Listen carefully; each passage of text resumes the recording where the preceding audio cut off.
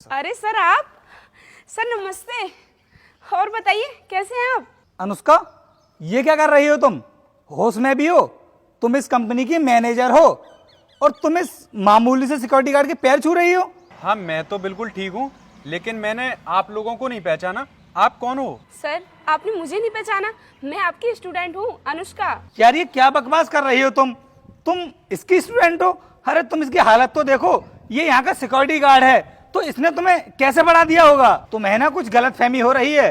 अरे ये खुद यहाँ पर सिक्योरिटी गार्ड की नौकरी कर रहा है, तो फिर ये तुम्हें कहाँ से पढ़ा देगा? रोहित, मुझे कोई गलतफहमी नहीं हुई है। मैं अपने स्कूल के टीचर्स को बहुत अच्छे तरीके से पहचानती हूँ और मैं इन्हें तो कभी नहीं भूल सकती। और सर आप मुझे पहचानने की कोशिश कीजिए, मैं वही अनुष्का हूँ जिसको आपने 8th क्लास में फ्री ट्यूशन दी थी। अच्छा, तो तुम मनोहर की बेटी हो? पहचान लिया मैंने। और बताओ बेटा, कैसी हो तुम? सर मैं तो अच्छी हूँ, लेकिन आपको यहाँ पर देखकर मेरे कुछ समझ में नहीं आ रहा।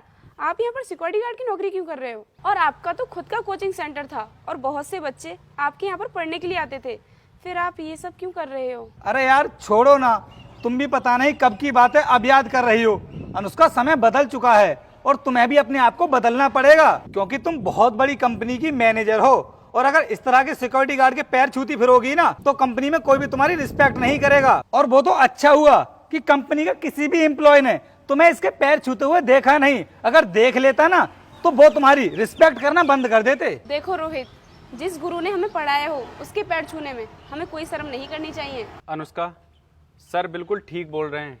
तुम इतनी बड़ी कंपनी की मैनेजर हो, तुम्हें मेरे पैर छूने की कोई ज़रूरत नहीं है। अरे मैं तो वैसे ही खुश हूँ कि मेरे पढ़ाए हुए बच्चे इतने आगे बढ़ चुके हैं। सर मैं अपनी ज़िंदगी में कितनी भी आगे बढ़ जाऊं और कितना ही बड़ा मुकाम हासिल कर लूं, फिर भी मैं आपको नहीं भूल सकती, क्योंकि सर आपने मेरी उस टाइम पर मदद की थी जिस टाइम पर सबने मेरा साथ छोड़ दिया था। और उस टाइम पर अगर आप मुझे फ्री ट्यूशन नहीं पढ़ाते तो मैं आज इतनी बड़ी कंपनी की मैनेजर नहीं बन पाती, क्योंकि सर मैंने तो हार मान ली थी और पढ़ाई छोड़ने का मन बना लिया था। फिर आप ही ने मेरा हौसला बढ़ाया था। आप जैसे गुरु को मैं कभी नहीं भूल सकती। लेकिन सर आपने मुझे बताया नहीं कि आपको ये सिक्योरिटी गार्ड की नौकरी क्यों करनी पड़ रही है? अनुष्का, तुम्हें तो पता है, जिस टाइम पर तुम मुझसे ट्यूशन पढ़ने के लिए आती थी, उस टाइम पर मेरी बीबी की तबीयत बहुत ज़्यादा ख़राब रहती थी।